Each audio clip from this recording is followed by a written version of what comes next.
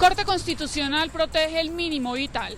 Revive la reducción al impuesto de renta a partir del año gravable 2017. Gobierno Nacional explica los efectos del fallo de la Corte Constitucional que revive la deducción del impuesto de renta. Se hunde parcialmente el equilibrio de poderes. Corte Constitucional tumbó el Consejo de Gobierno Judicial y revive la cuestionada Sala Administrativa de la Judicatura. El acto legislativo para la paz quedó aprobado en último debate en la Cámara de Representantes. Ahora pasará a conciliación y posteriormente a revisión por parte de la Corte Constitucional. Continúan bloqueos en la vía Cali-Popayán. Autoridades intentan restablecer el orden en la zona. Desde Quimbaya, Quindío, presidente Juan Manuel Santos le pide excusas a campesinos a los cuales no les ha llegado los recursos del gobierno y que mantienen protestas en varias regiones del país. Demoras en citas médicas, medicamentos incompletos y falta de unidades de urgencias son algunas de las irregularidades que corroboraron en el sistema de salud de maestros. Las autoridades identifican a 2 ciudadanos europeos en la calle del Bronx. Todo sobre los primeros juegos de final del fútbol. Adrián Magnoli explica los principales cambios que rigen desde hoy en el fútbol. El mundo entero recuerda a Marilyn Monroe. Al final de la emisión, los diferentes eventos que conmemoran los 90 años de esta diva. Todo desde la pasarela Somos Color. Buenas noches. Estos son nuestros secretos de hoy. 1. El exministro Luis Felipe Henao dirigirá un gigantesco proyecto en Bogotá. 2. ¿Cómo será buena la venta de la ETB? 3.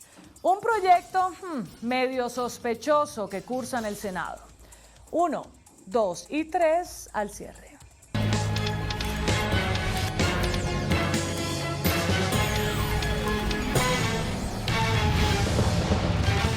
Buenas noches. Por primera vez en la historia, la Corte Constitucional admitió un incidente de impacto fiscal. El alto tribunal aceptó modular un fallo sobre el estatuto tributario. Con la decisión, la Corte revive las deducciones que favorecen a cientos de empleados que declaran renta.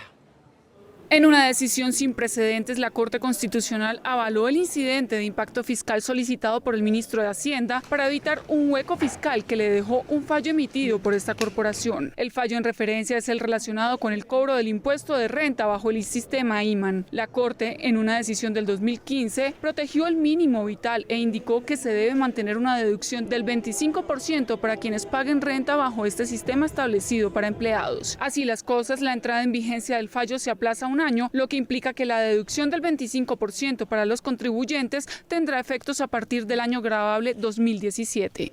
Los magistrados Alejandro Linares, Gloria Ortiz, Guillermo Guerrero, Eduardo Mendoza y Jorge Pretel derrotaron la ponencia de la magistrada María Victoria Calle, que negaba la solicitud del ministro. Según el gobierno, se trataba de 335.000 millones de pesos que dejarían de entrar al presupuesto de la nación.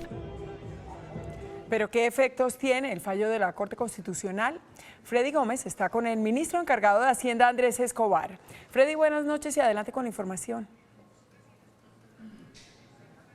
Muy buenas noches. Por primera vez en la historia, la Corte Constitucional acoge una de las recomendaciones del Ministerio de Hacienda en cuanto al incidente fiscal que tiene que ver con el 25% de deducción en el impuesto de renta en los llamados IMAN y IMAS.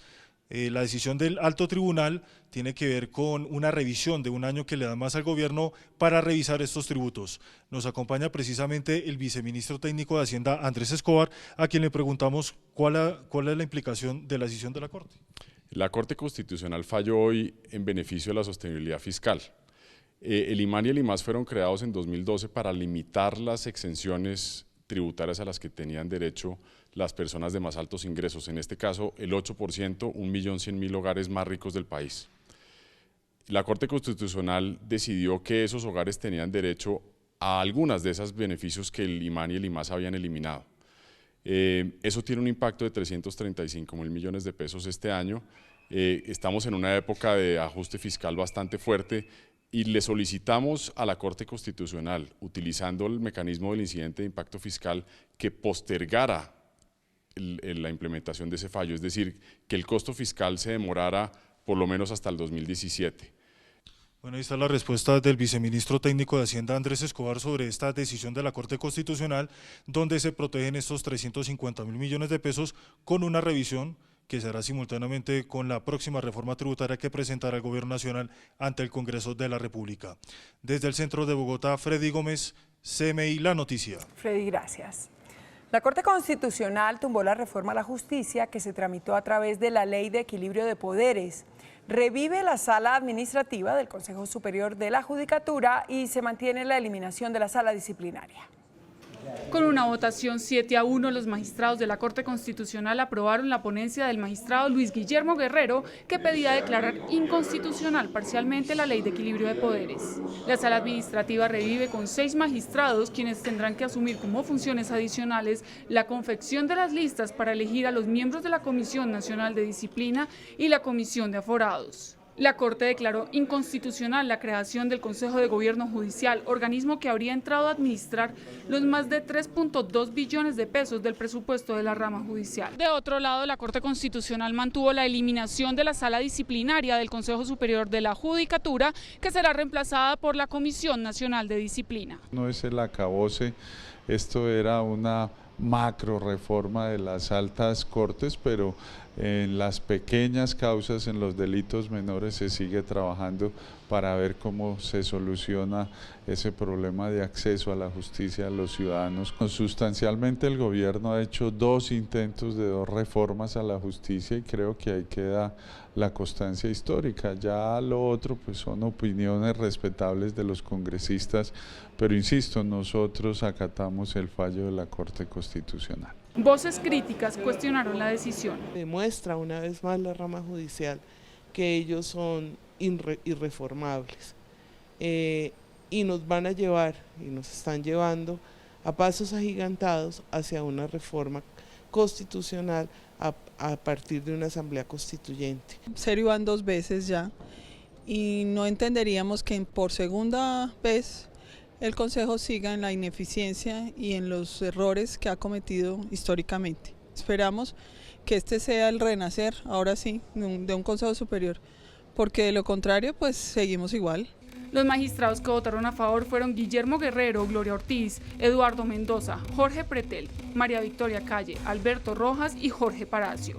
El único voto en contra fue el de Alejandro Linares. El Congreso, por su parte, rechazó el fallo de la Corte Constitucional que tumba parcialmente la Ley de Equilibrio de Poderes.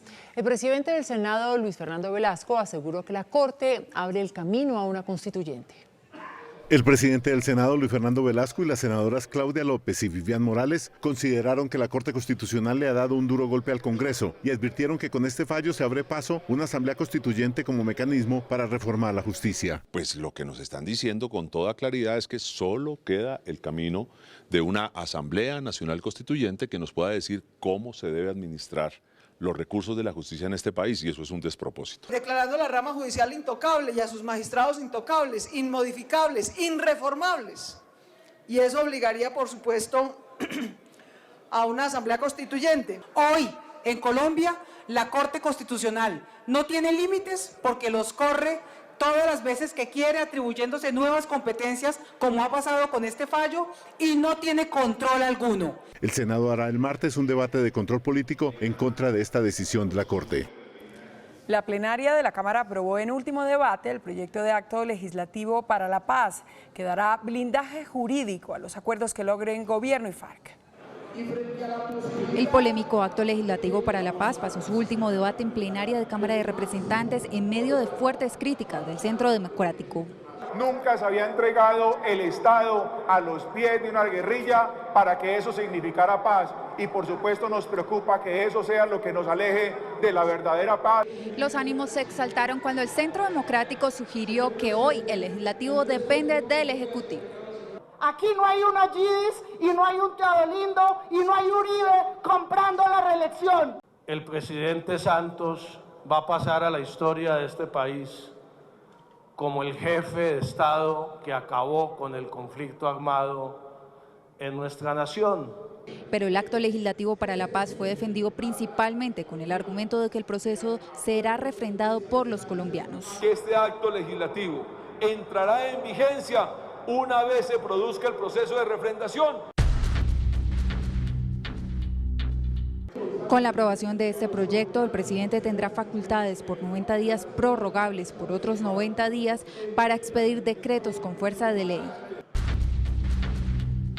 Los proyectos tendrán 2 debates y las reformas constitucionales 4 debates. Los acuerdos entre el gobierno y las FARC harán parte de la Constitución, pero siempre y cuando los colombianos acudan a las urnas y voten favorablemente. El acto legislativo pasará a conciliación entre Senado y Cámara y a revisión automática por parte de la Corte Constitucional. Y el procurador Alejandro Ordóñez dijo que el plebiscito es inane, ineficaz y eunuco. El procurador general reiteró por qué no es conveniente un plebiscito, al tiempo que lo calificó como eunuco, es decir, como un hombre castrado. Porque el plebiscito es absolutamente inane, ineficaz, si se quiere, eunuco. ¿Por qué? Porque el ciudadano votará, pero no decidirá. También cuestionó las modificaciones al acto legislativo para la paz. En caricaturizando esto, lo que pasó fue lo siguiente: el Congreso le entrega a la FARC y al presidente su función constituyente y el Congreso se convierte en un órgano notarial. Dijo que el mecanismo para refrendar el acuerdo es el referéndum. Bloqueos y enfrentamientos entre manifestantes y policías en diferentes regiones del país fue el balance de una nueva jornada del paro agrario. Cerrada permanece la vía panamericana entre Cali y Popayán. Varios camiones fueron atravesados en la carretera por los indígenas durante la protesta. Desde Mondomo hasta Piendamó hay concentración de manifestantes. Según las autoridades, 200 uniformados intentan retomar el control de la vía para garantizar la seguridad de los viajeros. Líderes indígenas han señalado que esta protesta estaba planeada con antelación ante lo que ellos llaman incumplimiento de acuerdos en temas como tierras, derechos humanos y autonomía indígena. El segundo día de protesta de los indígenas en Nuez de Córdoba y Sucre en apoyo al paro agrario nacional terminó en disturbios. Varias personas heridas y otras más capturadas es el saldo luego de que el SMAT intentara desbloquear la carretera troncal occidente entre los municipios de Chinú y Sagún, Córdoba, en la que los protestantes atravesaron varias tractomulas y vehículos particulares. La refriega dejó 12 personas heridas y una capturada. A esta hora el paso es normal por la carretera troncal occidente y las autoridades aseguraron que no permitirán que la minga ocupe ni un solo carril de la importante vía. El enfrentamiento del SMAT de la policía del departamento del Chocó con comunidades indígenas permitió el desbloqueo de la vía Quito-Pereira. Tras el despeje que se logró por parte de las autoridades policiales, los líderes del paro denuncian hostigamientos y agresiones por parte del SMAT. Precisamente el presidente Juan Manuel Santos pidió excusas a los campesinos por la demora en la entrega de los apoyos al campo. Ante más de 1000 campesinos reunidos en el municipio de Quimbaya, Quindío, el jefe de Estado aseguró que aunque durante su mandato se ha triplicado la inversión en el campo, aún falta mucho por hacer. Tienen todo el derecho a protestar. Muchos de ellos se les ha prometido algún tipo de ayuda y no les ha llegado. Les pido excusas. Vamos a hacer lo posible porque les llegue lo más pronto. El jefe de Estado le dijo a los campesinos reunidos aquí en Panaca, en Quimbaya, Quindío, que serán ellos los más beneficiados con la firma de la paz. Más inversiones en colegios, en puestos de salud, en proyectos productivos, en lo que estamos haciendo. El primer mandatario le entregó el diploma a 200 técnicos agropecuarios, entre los que se contaron 17 reinsertados de la guerrilla. El ministro de Defensa, Luis Carlos Villegas, denunció que el ELN infiltró el paro de los movimientos indígenas y campesinos en 4 departamentos del país. Los promotores de la protesta reaccionaron. El funcionario aseguró que los puntos de infiltración de la guerrilla coinciden con los de mayor violencia en la protesta. En algún punto del Chocó, algo en el Cauca, en el norte de Santander y en 2 puntos muy puntuales en Cesar. También denunció que los movimientos autorizados para marchar no cumplieron con el compromiso de no generar violencia. Tenemos 30 vehículos pinchados en la carretera panamericana. Voceros del movimiento campesino aseguran que las denuncias sobre infiltración de la guerrilla buscan quitarle legitimidad a sus reclamos y advirtieron que el paro tiene carácter indefinido. En la medida en que el gobierno no asuma una respuesta efectiva sobre las exigencias de cumplimiento, la la minga irá en crecimiento. Esperamos que la sensatez del gobierno sea lo que prime. La manifestación deja hasta ahora 7 policías lesionados y 4 indígenas heridos mientras preparaban explosivos. Esta noche, gobierno y magisterio lograron un acuerdo para mejorar la atención en salud que se brinda a los docentes. Hoy el magisterio marchó para denunciar las deficiencias en los servicios médicos. ¡Presente! ¡Presente! Cuando la droga se la dictamina a uno el galeno, le dilatan la entrega del medicamento. Las citas generales son de una semana para otra, las especialistas a 6 meses. El problema de la asignación de las camas y de la urgencia de la clínica. Estas son las quejas recurrentes entre maestros. En Bogotá el problema es con las urgencias. Son solamente 2 clínicas totalmente insuficientes para más de 30.000 personas. Los profesores no tienen una EPS común y corriente. Ellos son atendidos por operadores de salud que brindan un servicio con fallas que han sido corroboradas. Las principales deficiencias están en demoras en la asignación de citas especializadas o citas generales, el otorgamiento de medicamentos, la programación de cirugías. La FIDU previsora encontró graves irregularidades en las facturas que presentaron estos operadores. Me llegan personas que ya están fallecidas. Llegan facturas duples, facturas, por ejemplo, de un parto con una cédula de hombre, un servicio ginecológico con una cédula de hombre. En junio el gobierno tendrá un nuevo sistema de salud para profesores, así lo acordó hoy con FECODE. De otra parte, las autoridades tratan de identificar a 2 ciudadanos europeos que fueron encontrados en la denominada calle del Bronce en Bogotá. Uno de ellos permaneció secuestrado por la banda de los Saiyajines. El pasado mes de noviembre las autoridades atendieron el caso de este ciudadano holandés quien se encontraba en la cornisa de un edificio en el sector del Bronx. Según se conoció, este hombre llegó de turismo al país, se hospedó en el barrio La Candelaria y fue en busca de drogas a la temible olla del Bronx. Se le había terminado el dinero y al querer salir fue retenido en contra de su voluntad, recluido en uno de estos sitios o lugares prácticamente secuestrado. Por su rescate exigieron dinero. Obligado a llamar a sus familias en Europa para que consignaran una cantidad de dinero que oscilaba entre 10.000 a 20.000 euros a cambio de dejarlo salir. En un descuido logró huir y en la cámara de seguridad del sector se observa cómo es perseguido por integrantes de la organización de los Saiyajines en el tejado de un edificio en pleno corazón del Bronx. Finalmente, y tras el acoso de sus victimarios, es auxiliado por las autoridades y bajado del lugar con apoyo de la escalera de un carro de bomberos. Sin embargo, la situación de ciudadanos extranjeros se volvió a evidenciar durante la intervención a la calle del Bronx. Esta vez la cámara de la Fiscalía captó la imagen de un ciudadano francés quien según fuentes extraoficiales lleva cerca de un mes en el sector. Migración Colombia informó que verifica ambos casos y trata de determinar la identidad y el origen de ambos ciudadanos europeos, así como la legalidad del ingreso al país y la actividad que vinieron a desempeñar. El Tribunal Superior de Bogotá dejó en firme la condena de 7 años de prisión en contra de Rodrigo Jaramillo y le ordenó reparar a las víctimas para no perder el beneficio de casa por cárcel. El Tribunal Superior de Bogotá, además de confirmar los 7 años de prisión en contra de Rodrigo Jaramillo por el escándalo bursátil de Interbolsa, ordenó una reparación integral de las víctimas. O a garantizar específicamente el pago de los perjuicios, so pena de poder perder el sustituto otorgado. En el mismo sentido, se pronunció al confirmar los 49 meses de prisión en contra de Clemencia Soto, exagente comercial de Interbolsa. Las víctimas expresaron su incertidumbre frente a la decisión. Ya la experiencia nos ha demostrado que los incidentes de reparación integral duran bastante tiempo. Y eso implica que él seguirá descontando pena en su casa, de manera que esa prohibición o advertencia va a quedar en un saludo a la bandera. Rodrigo Jaramillo y Clemencia Soto son los primeros condenados por el caso de Interbolsa. El ministro de Defensa Luis Carlos Villegas y el superintendente de Industria Pablo Felipe Robledo pidieron a la Comisión Segunda de la Cámara de Representantes que hunda el proyecto de ley de vigilancia y seguridad privada.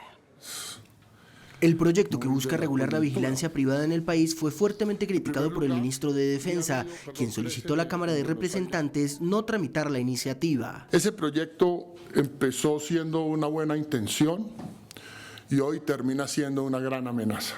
Por su parte, el superintendente de Industria y la ministra de Comercio insistieron en los inconvenientes en el artículo 11 que limitaría la inversión extranjera en la vigilancia privada. Y que está dejando más de 16.000 empleos.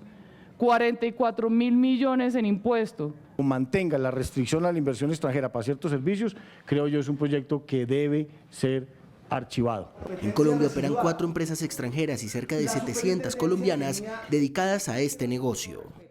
Con 35 votos, el Consejo de Bogotá eligió al exgobernador de Boyacá, Juan Granados, como nuevo contralor de la ciudad. Granados es abogado de la Universidad Nacional con especializaciones en gobierno municipal y Derecho Internacional del Transporte.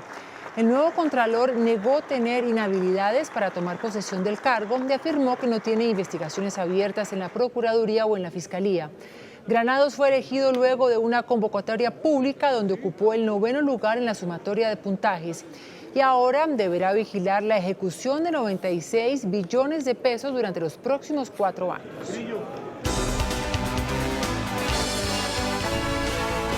Las multinacionales petroleras advirtieron que en 6 años el país podría perder la autosuficiencia petrolera.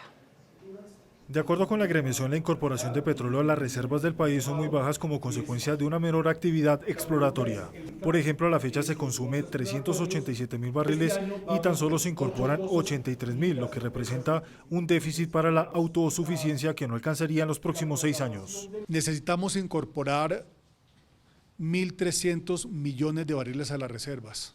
Si nosotros aspiramos a cargar nuestras refinerías con crudo colombiano, requerimos alrededor de 400.000 barriles de producción. La reactivación de la industria requiere de inversiones por $7.000 millones anuales en los próximos 10 años para garantizar el abastecimiento de crudo en el país. La presidenta de la Cámara Colombiana de la Construcción, Sandra Forero, reportó un crecimiento del 3,3% en la comercialización de la vivienda nueva en el país. De acuerdo con las cifras de Coordenada Urbana, entre enero y abril de 2016 se comercializaron 58.110 unidades de vivienda nueva en las principales regiones del país, un crecimiento de 3,3% más frente al mismo periodo de 2015. En inversión, lo que invirtieron los colombianos en esa compra de vivienda fueron 10.8 billones de pesos, eso es un crecimiento del 4.7%. Se espera un mayor aumento con la habilitación de suelos en Bogotá. El índice de capitalización de la bolsa que mide el comportamiento de las 20 principales acciones cerró al alza. El índice de capitalización de la Bolsa de Valores de Colombia subió 0,67% a 1.301 puntos. La acción que más subió fue la del Grupo Argos con una valorización de 3,13% a 17.820 pesos. La acción que más cayó fue la de Isagen con una pérdida de 7,30% a 4.130 pesos. Las acciones de la empresa de energía de Bogotá de propiedad de Ecopetrol subastadas este miércoles fueron las más transadas de la jornada al movilizar más de 347.000 millones de pesos. El precio del dólar rompió la barrera de los 3.100 pesos. Indicadores económicos del día en CMI. La tasa representativa del mercado que regirá para mañana jueves será de 3.117 pesos con 83 centavos. Los profesionales del cambio compran la divisa en 2.920 pesos y la venden en 2.950 pesos. Un euro cuesta 3.448 pesos. La libra de café en Nueva York se cotizó a $1.21 centavos. El azúcar se transó en 17,36 centavos de dólar la libra. El barril de petróleo WTI se cotizó en $48.94 centavos. Una acción de Ecopetrol cuesta 1.360 pesos. La moda llega a la vida de 2 víctimas del conflicto armado para convertirse en una herramienta de superación. Después de comerciales conocerán sus historias y yo los espero desde la pasarela Somos Color en el norte de Bogotá.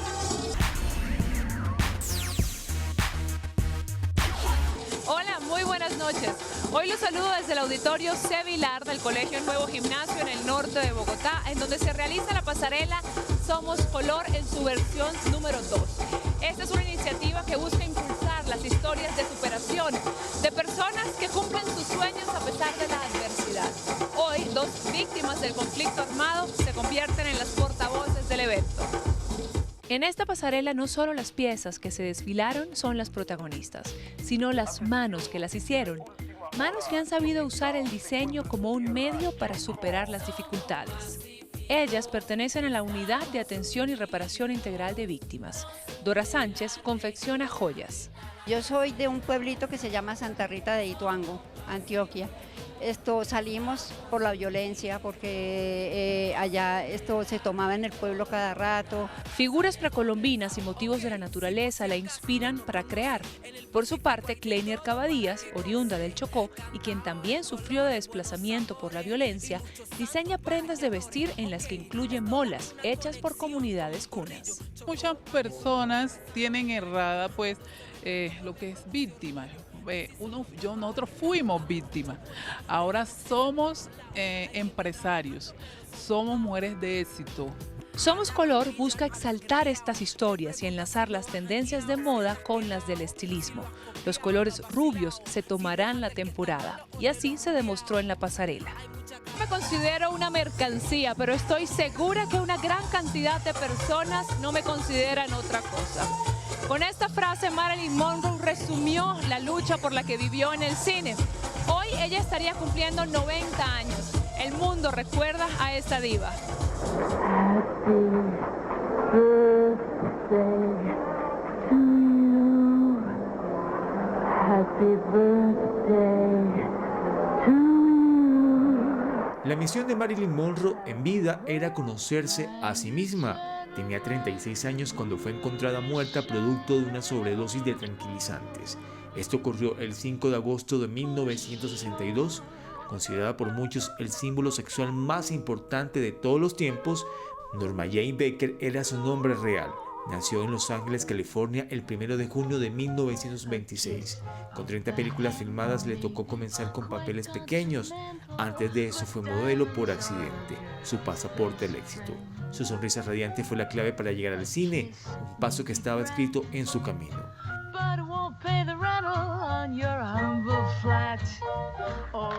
Hoy el mundo se rinde a sus pies, le brinda ese amor que tanto buscó. En Londres se realiza una exposición con algunos de sus objetos personales y una doble revive la época dorada de los 50. En Palm Beach, una estatua le recuerda al mundo que su legado jamás morirá. En Universal Studios, en la Florida, un musical destaca las cualidades de bailarina y cantante. Desde productos innovadores para prevenir de alguna manera el calentamiento global hasta otros que nos incentivan a reciclar, se encuentran a partir de hoy en la Feria Internacional del Medio Ambiente, FIMA. Hoy inició la 5ª versión de la Feria Internacional del Medio Ambiente, un espacio que pretende promocionar cómo cuidar y preservar nuestros recursos naturales. Por primera vez estamos logrando que la gente diga, este tema ambiental sí nos toca, tenemos que tomar medidas. Los principales actores son los empresarios y los industriales que esperamos que vengan y que tomen realmente conciencia y medidas para que sus procesos productivos sean mucho más amigables con el medio ambiente. En esta feria también las tapas, tarros, botellas, energía solar, llantas y hasta el agua utilizada tienen una segunda oportunidad.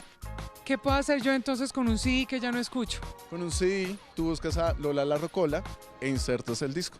Y va a sonar 10 segundos de una de las canciones de Terciopelados de su último álbum, Reluciente y Rechinante. Lo que nosotros generamos es conciencia para realizar la disposición adecuada de estos residuos, debido a que esto tienen unos metales pesados que pueden generar contaminación hídrica, atmosférica.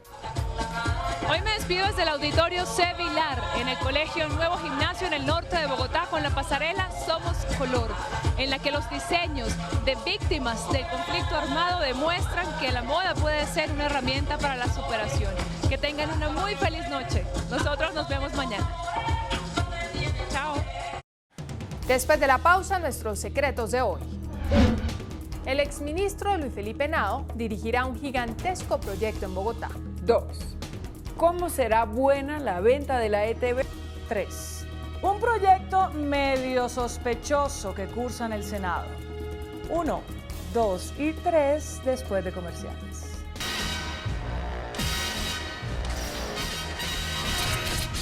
Estos son nuestros secretos de hoy.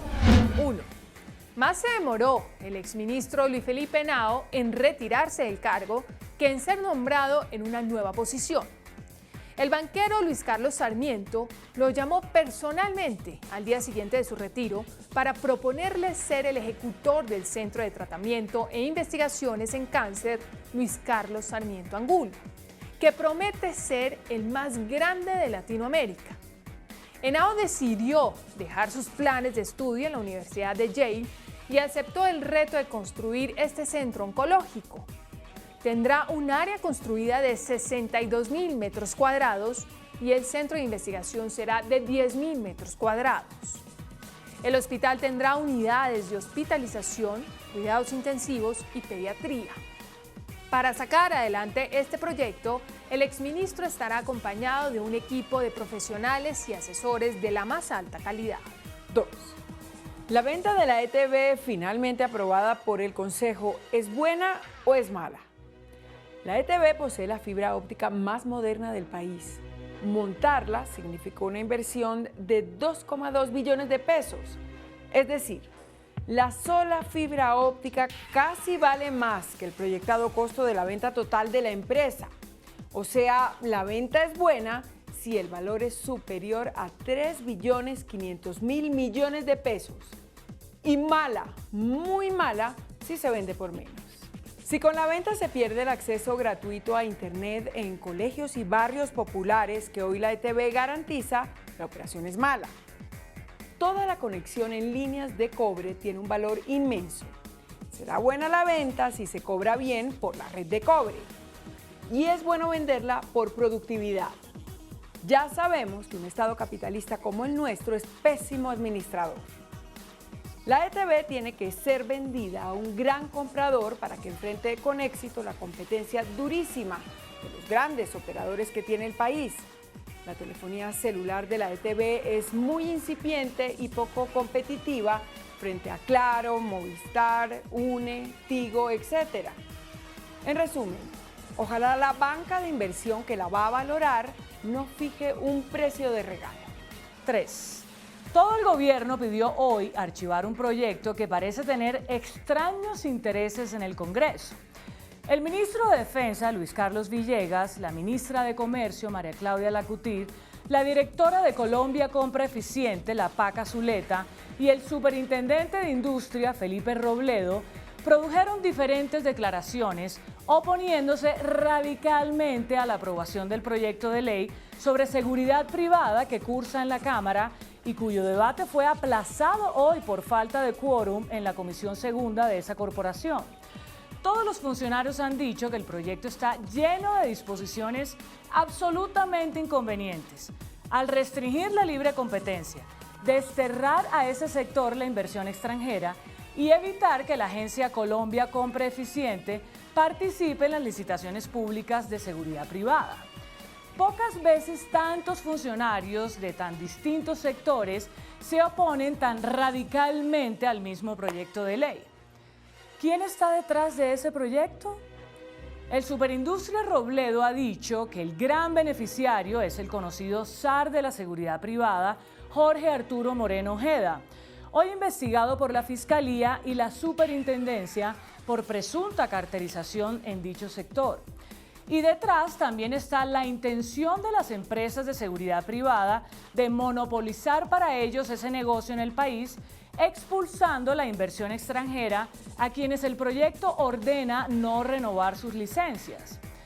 El proyecto fue presentado por el senador Mauricio Liscano. Mami, ¿qué será lo que tiene el negro? Hasta mañana, que descanse.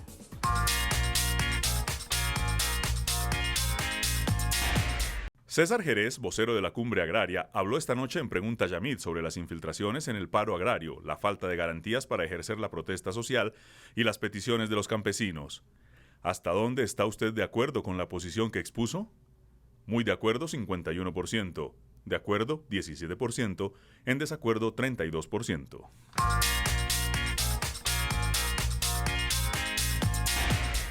Hasta aquí las noticias, gracias y buenas noches. Nos vemos mañana como siempre en CMI, La Noticia.